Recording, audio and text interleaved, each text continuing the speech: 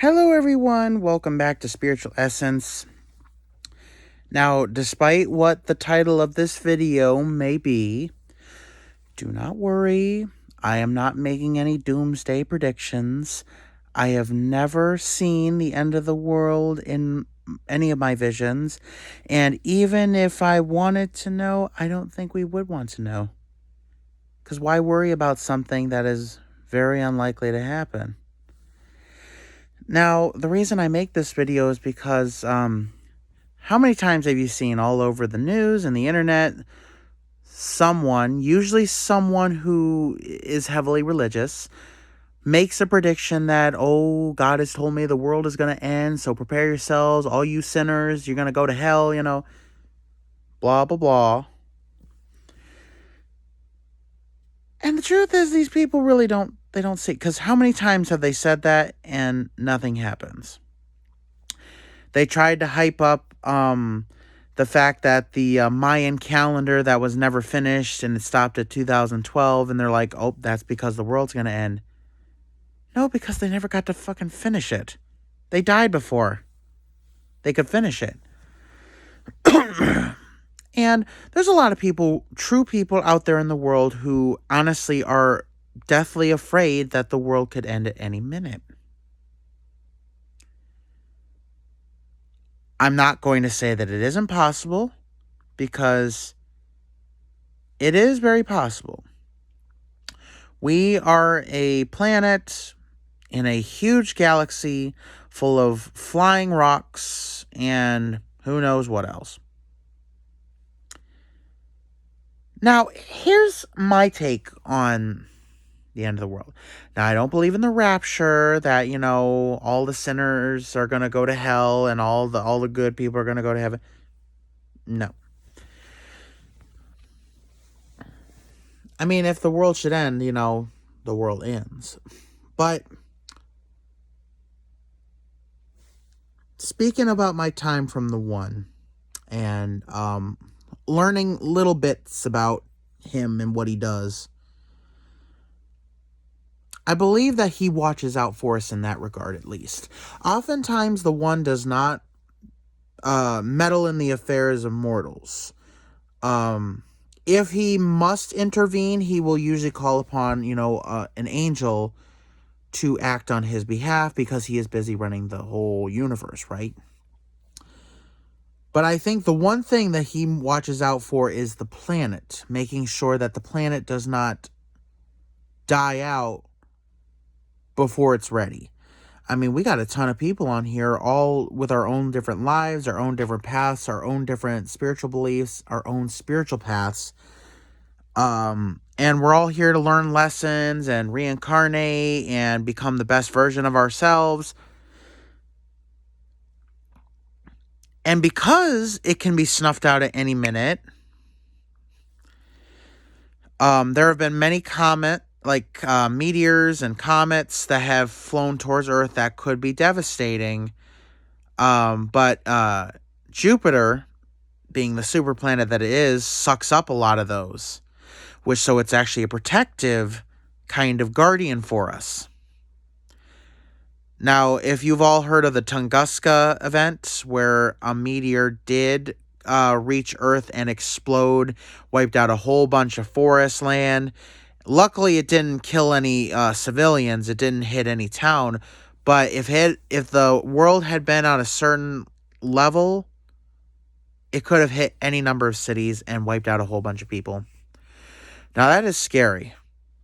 But I think the One, in turn, watches out for us to make sure that the planet does not get destroyed, so that we can continue to learn and, go on our reincarnations and, our spiritual paths. Now, you may be wondering, well, what about the extinction of the dinosaurs? How comes the One didn't watch out for them? Okay, so a lot of the world's evolution has gone on for millions and millions of years. Life had to work out in some way. When the Earth first formed, it was a toxic, barren wasteland where no life could form on it whatsoever. It had to cool down. It had to morph into a more acceptable space. And of course, life started in the sea. Water is where life started from. And of course, over time, dinosaurs were not the immediate thing. No, it started as fish and crustaceans, cephalopods, stuff like that. The building blocks were eventually insects and stuff like that. Even plant life started in the sea. And on and on. It wasn't until the Triassic period where dinosaurs were first starting to come around.